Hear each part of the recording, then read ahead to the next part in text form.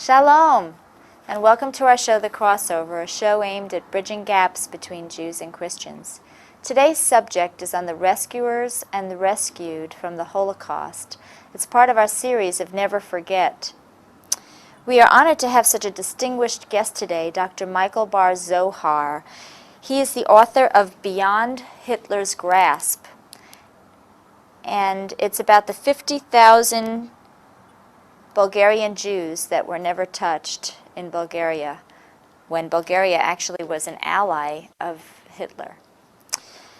For the first time in the history of publishing, a documentary and full-length feature film will be made simultaneously from this book.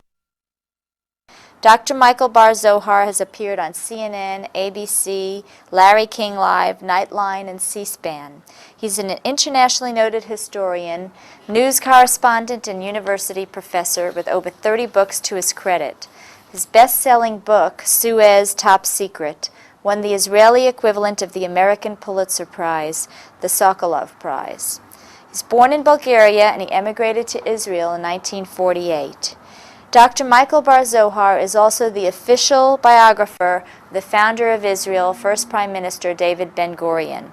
He was media and communications advisor for Moshe Dayan, as well as a former member of the Israeli Knesset. He has a PhD in political science and international relations and was knighted in France. Here's Mitch and Dr. Michael Bar Zohar.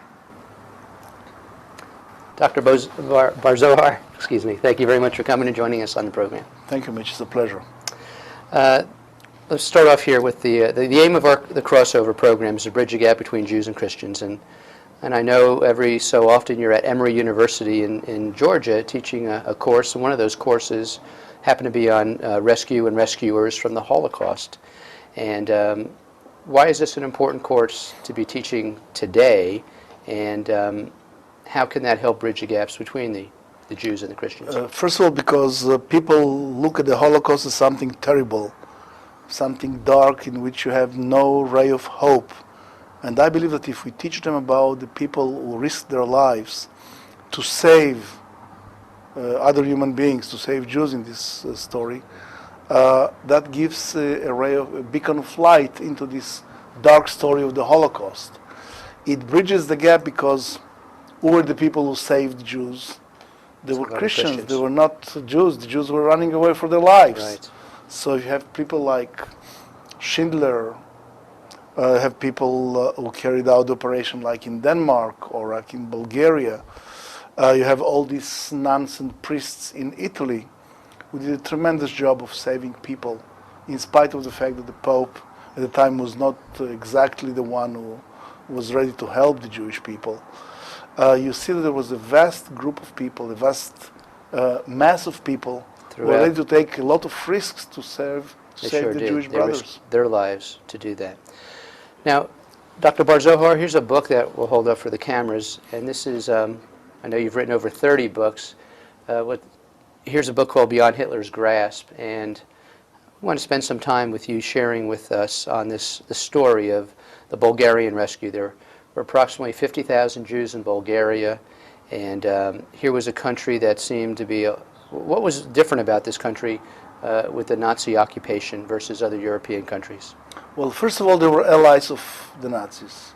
They were not an occupied country, they were an allied country. They were a member of the tripartite pact with Germany, Italy, and Japan. They supported Germany. They policed for Germany several parts of southeastern Europe. The King, Boris, was a close personal friend of Adolf Hitler.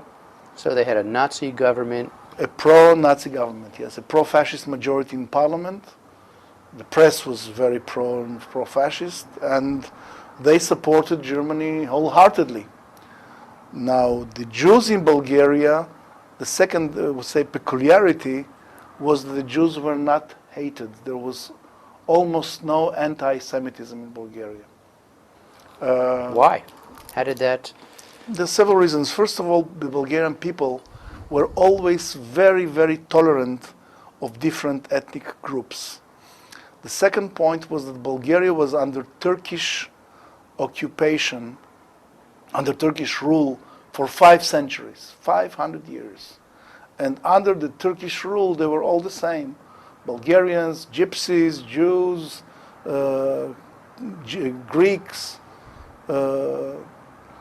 all kind of nations and ethnic groups So which there's were a lot there. of toleration. Okay. And they were the same. They were the same facing the ruler, the occupier, and they were the same dreaming of independence. Now, the Bulgarian Jews, on the other hand, were not very religious.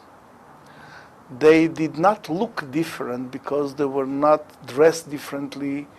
I can give an example. I never saw a Jew with a beard or with side locks or even with a skull cap. So does that mean in Bulgaria. ultra-Orthodox weren't there, or they just No, were dressed as there were no ultra? ultra-Orthodox. Uh-huh.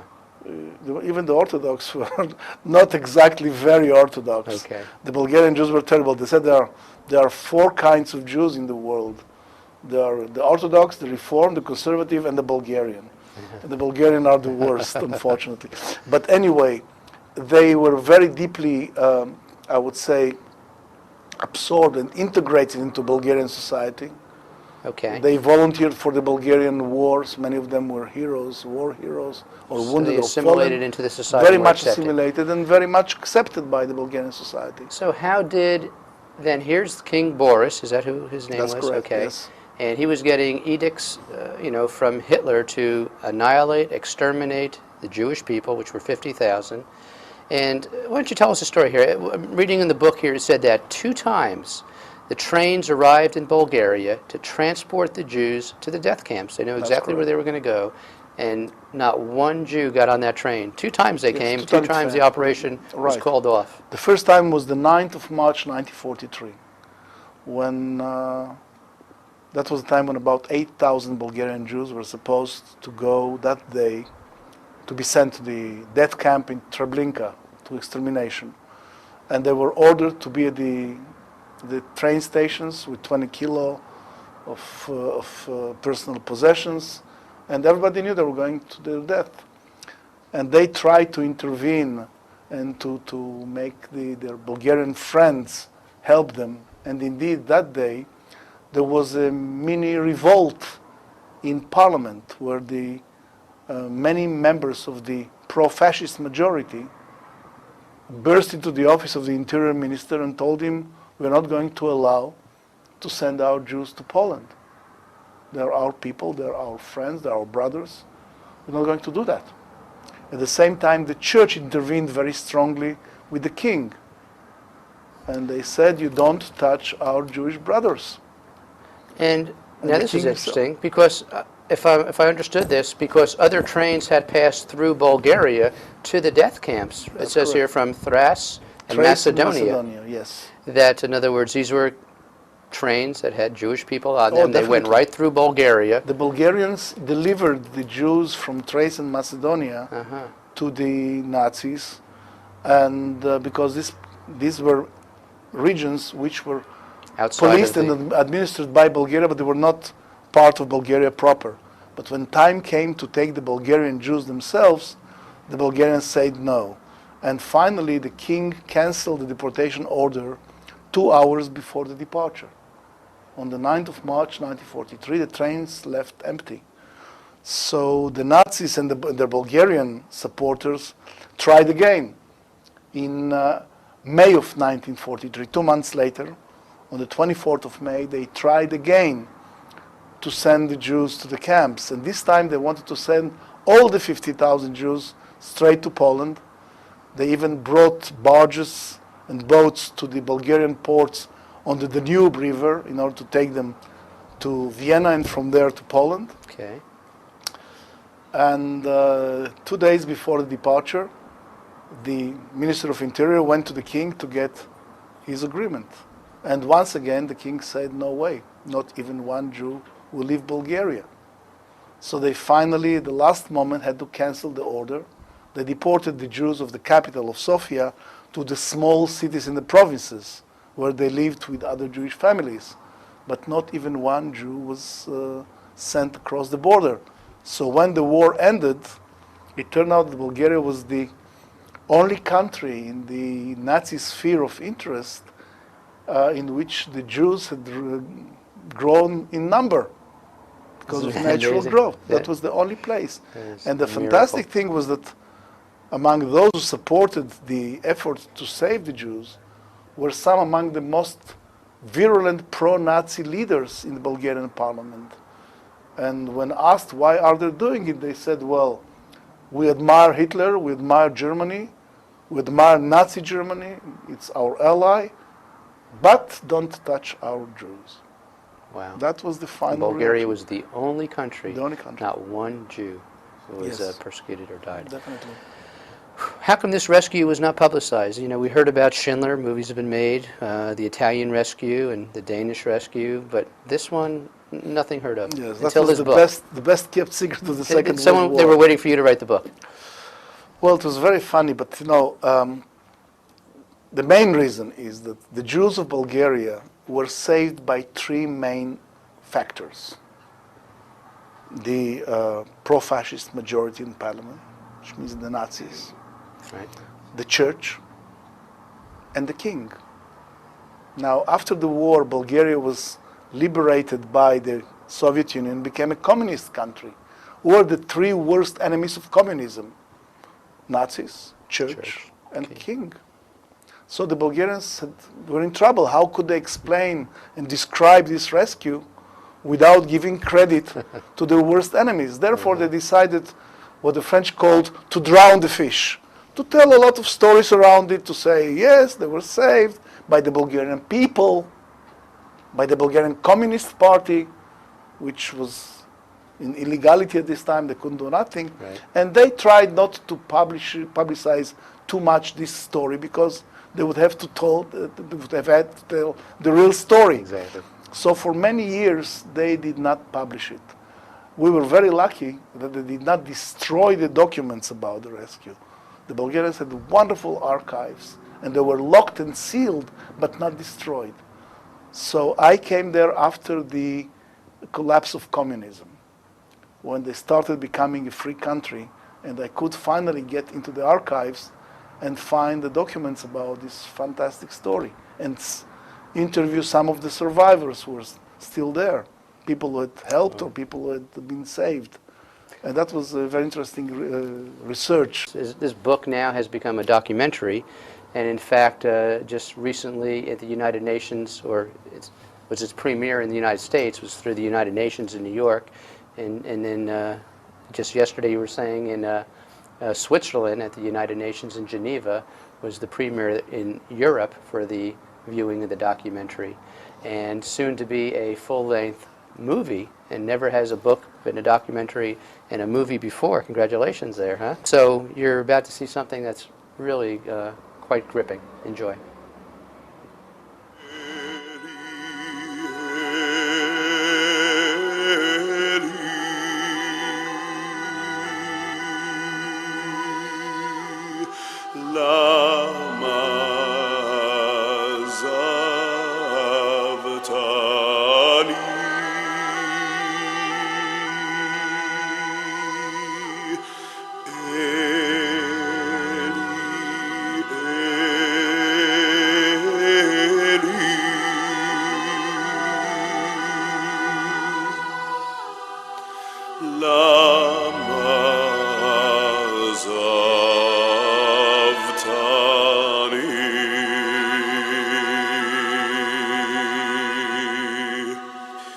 In fire, in Flammen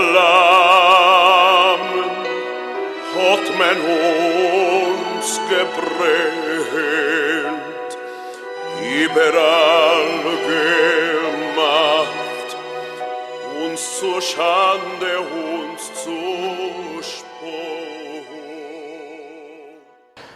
Dr. Barzohar, when people watch this documentary and eventually the film that will be produced, what is it that you hope the viewers walk away with after seeing this documentary? The main point is that it was possible to say no to Hitler. That's the lesson we are drawing from all the efforts to rescue Jews, and mostly from the Bulgarian example, but not only from the Bulgarian example. We know that in all the cases when people tried to say no to the Germans and save Jews, they succeeded. The Italians, until 1943, when they were conquered by Germany, they succeeded to save many, many thousands of Jews, their own Jews and Jews from the other countries, from Croatia, from Serbia, from France, from the Greek islands. And we know very well that even in Berlin, many Jews had been saved by local German friends. And when the Germans who rescued Jews were captured, nothing was done to them. Nothing was done to them. Which means that finally, if people were a little bit more caring, they could have saved many hundreds of thousands, perhaps millions of Jews. When you were a young child, at what age did you actually go to Israel? At the age of Immigrate? 10, Age of 10. 14. So Bulgaria was a safe country, it was a good country, it was a beautiful country to you, your family. Your Yes. father was a doctor, I think. Yes. And one day you were 10, you leave Bulgaria to go to Israel. Bulgaria was so good to you. Why did you leave, uproot, and go to a... The Bulgarian Unknown Jewish land. community was the most Zionist community in Europe.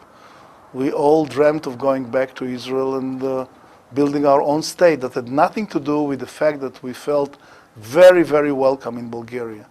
And I remember that when we left, many of my father's patients came to his clinic and they were very deeply offended and insulted. They said to him, "Doctor, why are you leaving?" And my father would say, "We want to have our own country."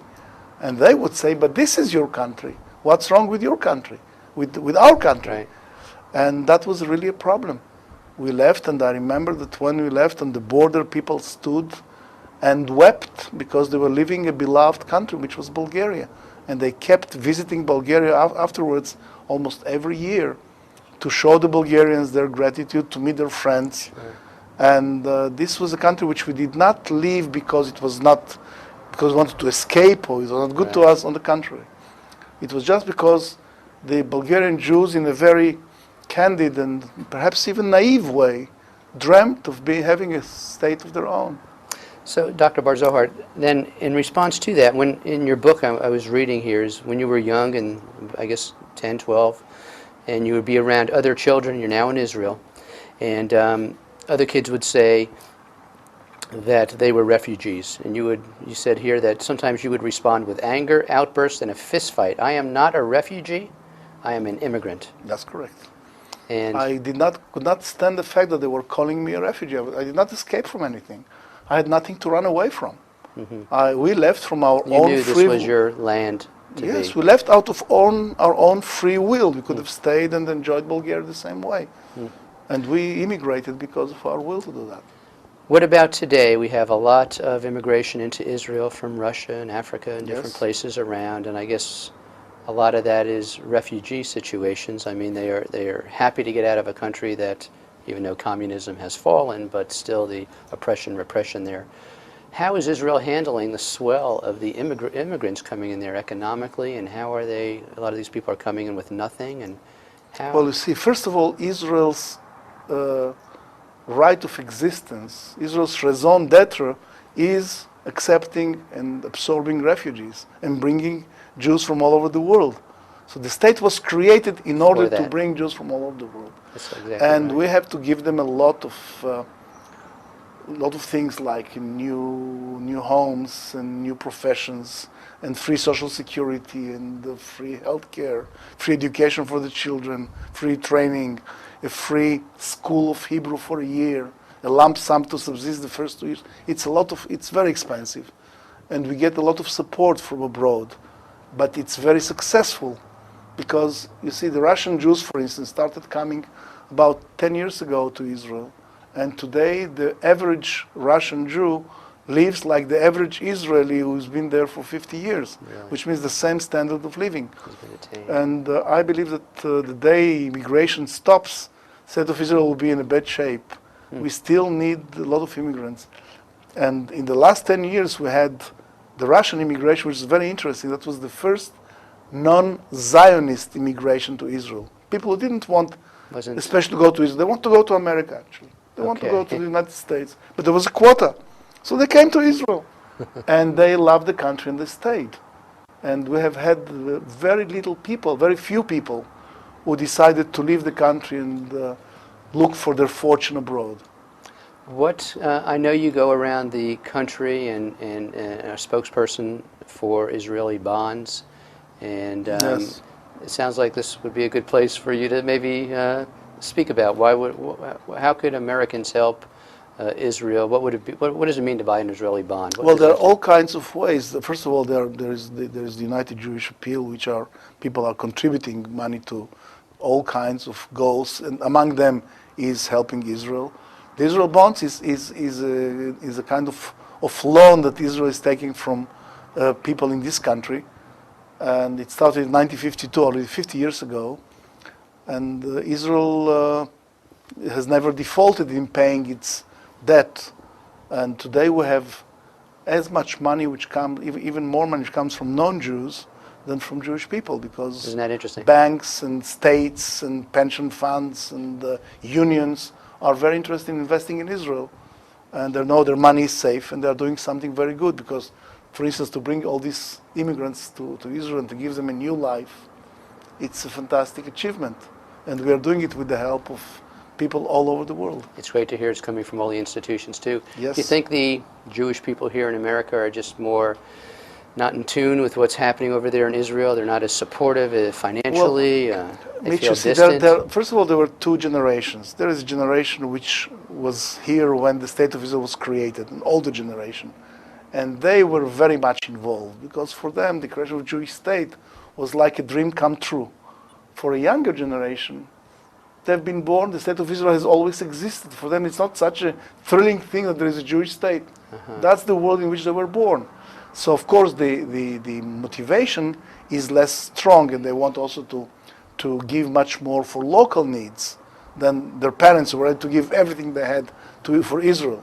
First of all, Israel today doesn't need that much money. Israel can survive by its own toil and work. And we are much more interested in this money as a kind of tie between people in this country and in Israel. Because when you contribute or invest money, you want also to know what is done with your money. Right. You're much more connected than just being a kind of mildly interested spectator.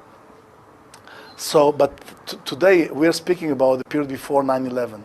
After 9/11, there is a tremendous care and interest among the Jewish population and among the non-Jewish population in Israel and what's happening there. Yes. And people are telling us for the first time, now we understand what you've been going through, because we start to feel Exactly. what you're feeling there. Through that tragedy, we're drawn closer.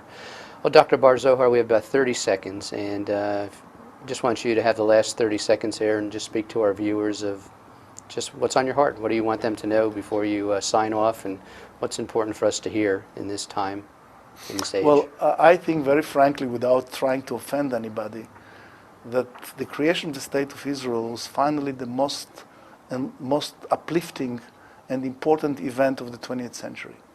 We saw communism rising and falling. We saw Nazism rising and falling. We saw the Cold War. We saw many new states being created, and most of them failing unable to live in democracy and freedom.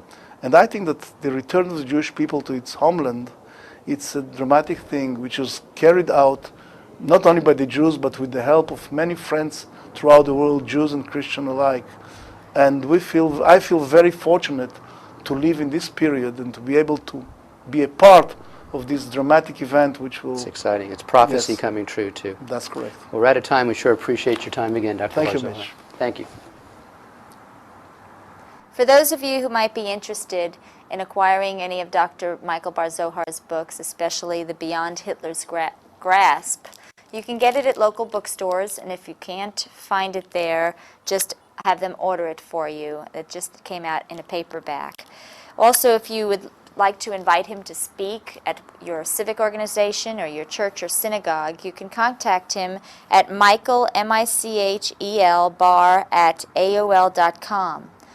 Also, he was mentioning Israeli bonds, and for those of you who would like to invest and help Israel, the number to reach for that is 1-800-676-3101.